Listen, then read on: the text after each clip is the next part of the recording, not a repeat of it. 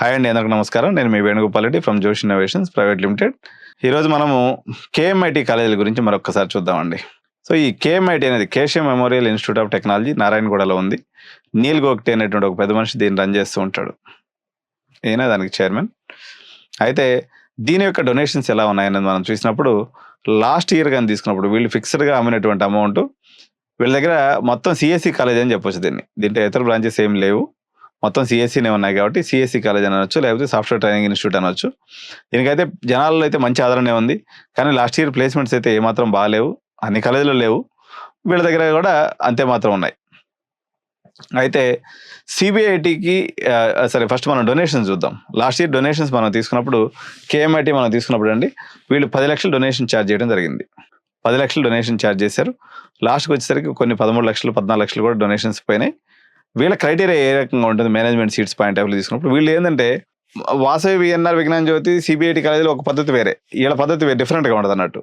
వీళ్ళు EAMCET first phase అయిపోయేదాకా అంటే ఎంసెట్ రిజల్ట్ వచ్చేదాకా అడ్మిషన్ ఎవరెవరికి, కాబట్టి మీరు పొలవని పోయేసి అందరూ కేఎంఐటిని చుట్టుముట్టద్దు. వీళ్ళ క్రైటీరియా ఎట్లా ఉంటుంది అంటే ఎంసెట్ రిజల్ట్స్ వచ్చిన తర్వాత బిలో 30,000 ర్యాంక్ ఉండాలి. ఇది వన్ ఆఫ్ ది క్రైటీరియా. వీళ్ళు చూసేటువంటి మరో క్రైటీరియా 90% అబోవ్ ఉంటే బాగుండు అనేది రెండో క్రైటీరియాగా చూసుకుంటారు. అది జేఈలో కానీ లేకపోతే ఇంటర్మీడియట్లో కానీ ఇవన్నీ ఉంటే వీళ్ళ దగ్గర ఇంకోటి విచిత్రం ఏంటంటే బ్రాంచ్ ఏదైనా రేట్ ఒకటే, అన్నిటికీ కామన్ స్లాబ్ పెట్టుకుంటారు. ఒక 10 లక్షలు 12 లక్షలు కమిటీ నిర్ణయిస్తుంది, వాళ్ళ ఇంటర్నల్ కమిటీ, దాన్ని పెట్టుకుంటారు, పోయిన వాళ్ళకి సీట్ ఇచ్చేస్తారు. వీళ్ళ ఫ్యామిలీలో ఇంకొక 4 కాలేజీలు కూడా ఉన్నాయి. ఎన్జిఐటి అని, అదేవిధంగా కేఎంఈసి అని, కేఎంసిఈ అని, మొత్తం 4 కాలేజీలు ఉన్నటువంటి గ్రూపు.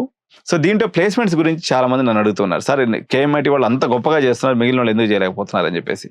కేఎంఐటిలో నీల్ గోగ్టే ఒక సాఫ్ట్వేర్ ట్రైనర్ కాబట్టి తనకి ట్రైనింగ్ ఏమిస్తే వస్తుంది అనేది కొంతవరకు అవగాహన ఉండటం వల్ల తను బాగానే చెప్తున్నాడు. సో ఆయన కూడా ఇప్పుడు పెద్ద మనిషి అయిపోయాడు, 70 ఏళ్ళలోనే. ఇంకా ఆయన ఏం చెప్తాడో ఆ గ్రూప్ పరిస్థితి ఏందనేది తర్వాత చూద్దాం. కానీ ప్రస్తుతానికైతే నీల్ గోగ్టే పేరు మీద అది కాలేజ్ అయితే బాగానే నడుస్తుంది. సో ఈ రెసిషన్ వల్ల ఎవరూ ప్లేస్మెంట్ చేయలేకపోయారు.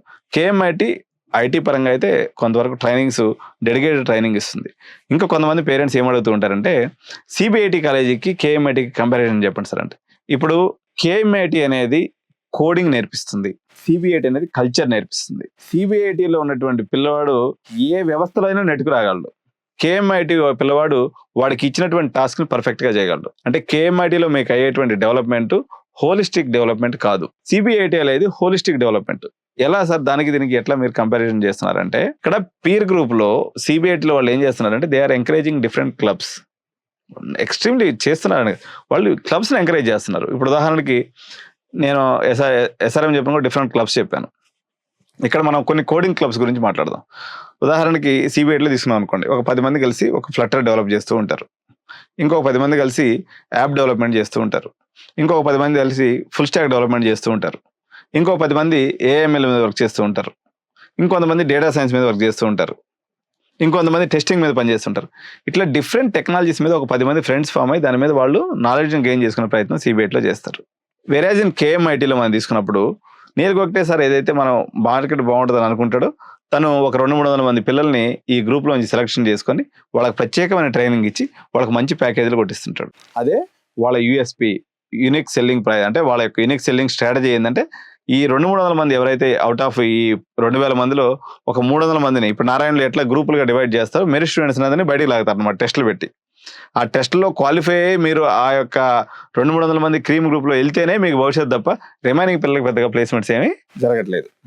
అయితే మీకు కిస్మత్ బాగుండి ఆ గ్రూప్లో పడితే మాత్రం ఆయనకి ఆ కంపెనీలతో ఉన్నటువంటి నెట్వర్క్ వల్ల మంచి ప్లేస్మెంట్స్ని తీసుకురాగలుగుతున్నాడు అనేది పేరెంట్స్ పిల్లలు చెప్తున్నటువంటి మాట.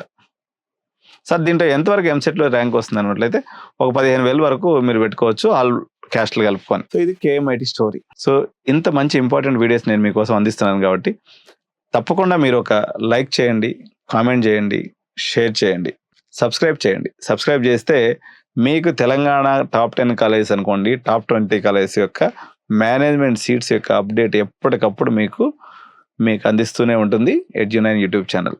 Thank you.